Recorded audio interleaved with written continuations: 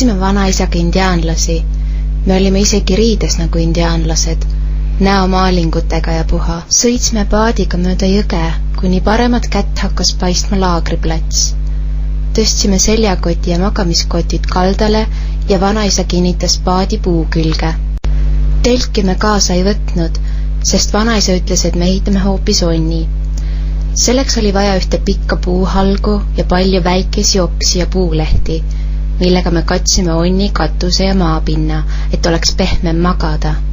Pärast töötamist olid meil mõlemil kõhud tühjad.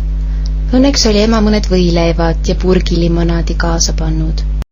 Kärt, ma lähen püüan õhtusöögiks kala ja sina võid seni lõkke teha, ütles vanaisa peale einet.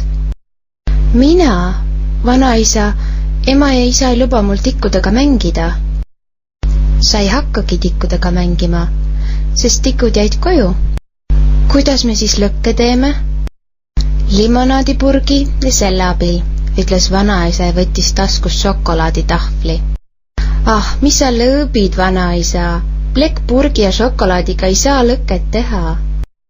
Aga vot saab, vaata tähelepanelikult, Kärt. Kui me plekkpurgi põhja šokolaaditükiga korralikult poleerime, hakkab see läikima nagu peegel. Nüüd püüame kinni päikesekiire ja laseme siia peegli peale paista.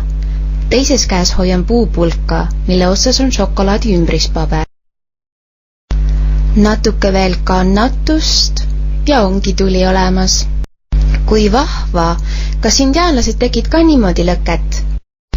Noh, mitte just päris niimoodi, aga tikke neil vanal ajal küll ei olnud.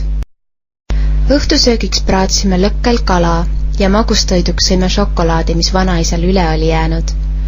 Pimeduse saabudes kustutasime korralikult lõkke ja pugesime onni magama. Ärkasin tugeva vihmakrabina peale vastu onni katust. Isegi minu magamiskoti serv oli märg. Pakkisime vanaisaga asjad kokku ja läksime tagasi koju. Ema ja isa magasid veel. Kell oli 5 hommikul. Olin nii väsinud, et jäin kohe magama. Mitte kusagil pole parem magada kui oma soojas voodis.